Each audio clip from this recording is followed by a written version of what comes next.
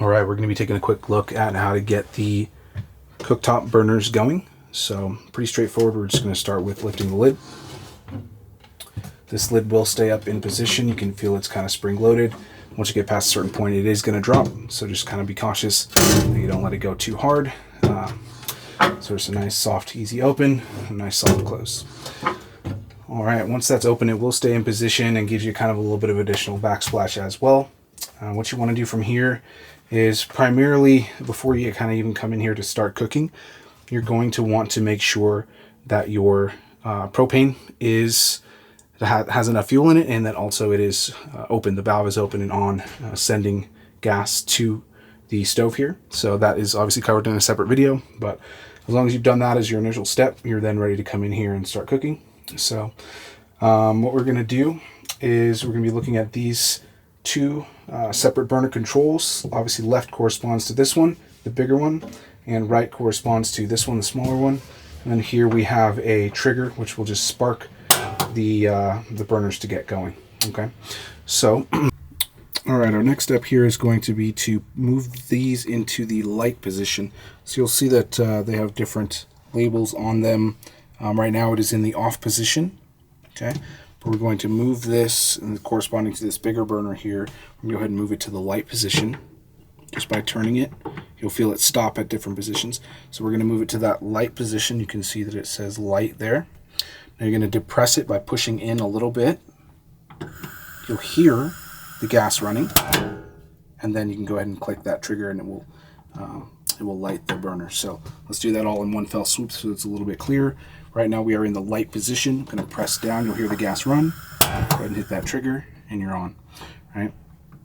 Once hitting that trigger and you're on, you then want to, next step would be to kind of turn this away from the light position into the position that you want it in, depending on how high you want the burner to go. So turning farther to, turning the dial to the left will turn it down, and turning it to the right will turn it up higher. So you'll get to see that here in a second. So depress, light, and then we'll kind of turn this where we want it. So I turned it obviously to the left, which turned it down a little bit. Now if I want to turn it up, I just turn it up, right? So on and so forth. So, and just to turn it off, you can then move it to the off position, and it is off. All right, one quick note here. What you don't want to do is leave it in the on position. Make sure these are always in the off position when you're done, and then you know that you're good. Again, this is kind of a spring-loaded spark. You'll see if we look closely here, when you hit that spark button and push it all the way down, you can kind of see that spark moving over to the burner, right? So that's what's catching that propane and lighting that burner each time that you press it and when the gas is running. So again, when you're finished, make sure that these are in the off position and that they are no longer in any other position, and then you're good to go ahead and close this down. And obviously propane does have a pretty distinct smell as well. We can go over that in the handoff, and when you're renting, we can definitely run it so you can kind of get a smell for that if you're not familiar with it.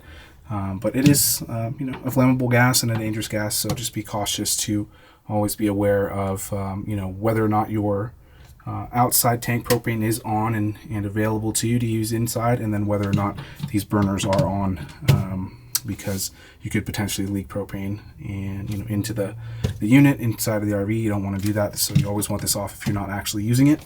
And last couple of notes is that whatever cookware you have can really just set right on top of these prongs here that are over the top of the burners. You've got a good strong amount of heat that you can feel immediately that comes off of these, even in their low position. So it should be no problem to cook. Please, obviously, if you can, cooking in this area it can cause messes, things of that nature, leaks, whatever. So just give it a quick wipe once over if you're able to. If not, no big deal. It's obviously something we could take care of ourselves, but that is how to use the cooktop. If there's any questions, of course, as always, just give us a call or shoot us a message. Thanks.